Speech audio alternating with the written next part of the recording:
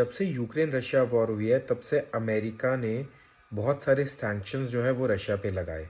इसमें ही एक सबसे बड़ा सैंक्शन था क्रूड ऑयल पे, जिससे उसने सबसे पहले कैपिंग लगाने की कोशिश की कि $60 प्रति बैरल के कैपिंग पे तेल बिकेगा, उससे ज़्यादा या उससे कम पे नहीं बेचेंगे वो। दूसरा, उनके जो अलग अलग एक्सपोर्टर्स थे, रिफाइनरीज थी, ट्रेडर्स थे और जो इंश्योरेंस कंपनीज थी जो क्रूड ऑयल के ट्रेड में थे, उन पे सैंक्शंस लगाने शुरू किए। ऐसे में बहुत जल्द एक और सैंक्शन आने वाला है जो 27 फरवरी की डेडलाइन पे इम्प्लीमेंट होगा।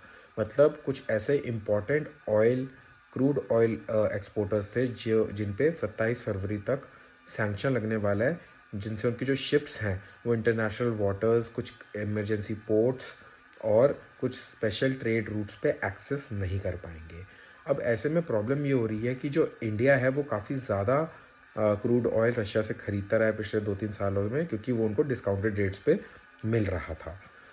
10 जनवरी से पहले पहले जो ये सैंक्शन शिप्स पे ऑयल चढ़ गया और इंडिया की तरफ आ गया, वो ही अलाउ किया जाएगा उस ट्रेड रूट से, नहीं तो उन पे सैंक्शंस लग जाएंगे।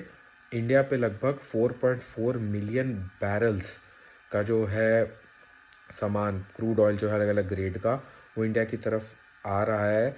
और इंडियन जो कंपनीज़ हैं, रिफाइनरीज, वो फटाफट इसकी पेमेंट कर रहे हैं। जहां पहले 5 दिन में पेमेंट क्लियर होती थी, वो 2 दिन में पेमेंट क्लियर हो रही है, ताकि हमारा वो तेल कहीं अटक ना जाए because of American sanctions.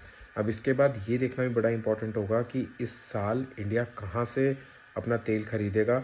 Venezuela से भी बात चल रही थी, जब बीच में अमेरिका ने वेनेजुएलियन ऑयल के ऊपर जो सैंक्शंस है वो हटा दिए थे, क्योंकि उनके पास भी बहुत तेल है, लेकिन अमेरिका वो तेल इंटरनेशनल मार्केट में आने नहीं देता।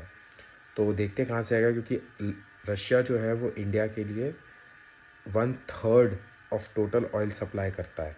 मतलब इंडिया का 3rd लार्जेस्ट जो है, या 1/3 ऑफ द ऑयल जो है वो रशिया से हम खरीद रहे थे। तो सैंक्शंस के बाद इस पर क्या असर होगा ये देखना बहुत ज़रूरी होगा। दूसरी बात ये भी है कि ये जो पेमेंट हम कर रहे हैं, इंडियन बैंक्स कर रहे हैं, ये डॉलर्स में ना करके सीधा रूबल्स में कर रहे हैं, ताकि ट्रांजैक्शन टाइम कम किया जा सके, और पेपर वर्क थोड़ा बढ़ा दिया है ताकि अच्छे से इसकी ट्रांजैक्शन करी जाए। वरना अगर हम डॉलर के थ्रू करेंगे तो वही $60 का कैप का पंगा डालता है अमेरिकन ट्रेजरी। तो उसको करके सीधा रूबल्स में डील हो रही है, सीधा दो कंट्रीज आपस में पैसा एक्सचेंज कर रहे हैं। Like, subscribe, share and follow for more.